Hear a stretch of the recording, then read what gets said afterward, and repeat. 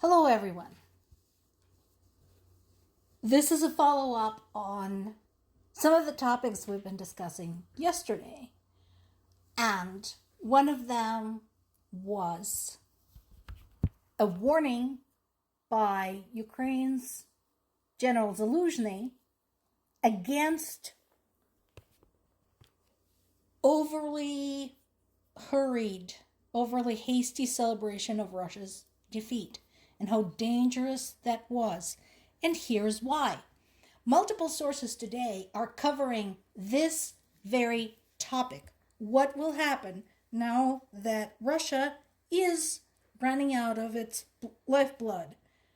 Or, to be more exact, they're not running out of oil, they're running out of their ability to do anything with it.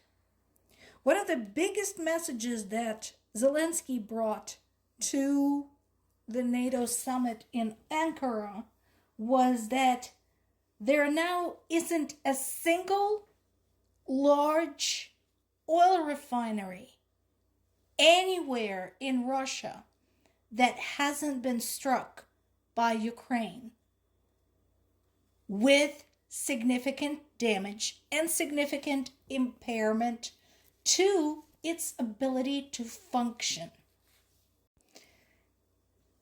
And a lot of Western analysts rush to say, hey, Russia's done because they cannot refine oil anymore.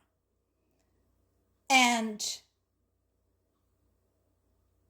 Zelensky himself and many others are saying, no, we cannot make that assumption. That doesn't mean we can just sit back and wait for it to collapse. It doesn't work like that. No.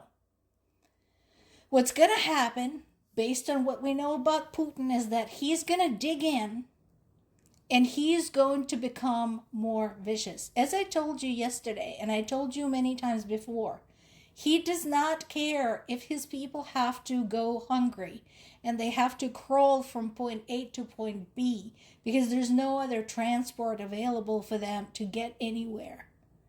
He does not care until his own people, members of his own government, go against him and bodily remove him from the office.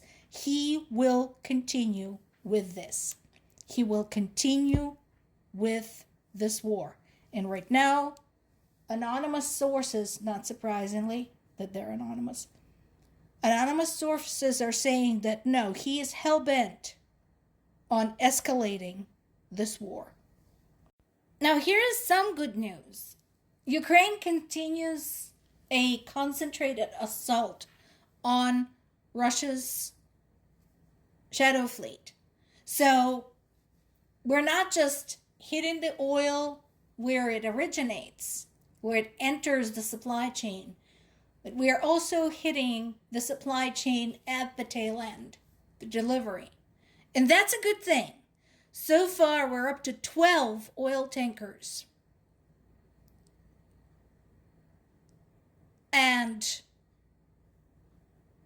that follows the statement by Ukrainian military leadership from a couple of weeks ago, where they said, you can try to get shit through in the Sea of Azov, you can try in the Black Sea.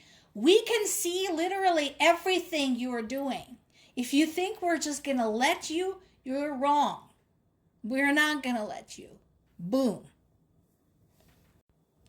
At the same time, Poland continues cracking down on Russia, and I have no doubt that Russian media will be yelling and screaming at the top of their lungs about all this, as a Russian couple has been sentenced for being Russian spy. So they have been arrested, jailed, and sentenced in Poland. The husband was found guilty of participating in a scheme to send a parcel bomb through a courier service. They were also found guilty of providing Russian intelligence with information on Russian corporation activities in Poland. And this is just one example of the fact that Russia continues to be up to its bullshit. Remember, we talked about this. We talked about spying. We talked about the airspace violations. We talked about cyber attacks. We talked about actual terrorist attacks. This is just one example. And I'm glad that there is some pushback, finally, some responsibility to some portions of Russia's underground network, which continues to compromise the safety of the European Union and the safety of the NATO members. And once again, Ukraine continues collaborating with the European allies, despite not being a member of the EU, despite not being a member of NATO.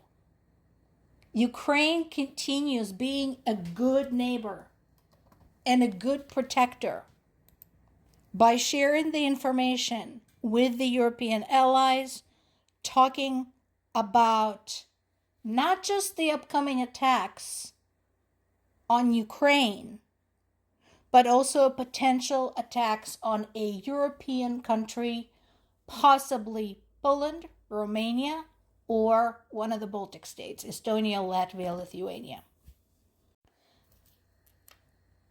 Meanwhile, while Ukraine continues systematically, meticulously carrying out its operations, Russia continues murdering Ukrainian civilians.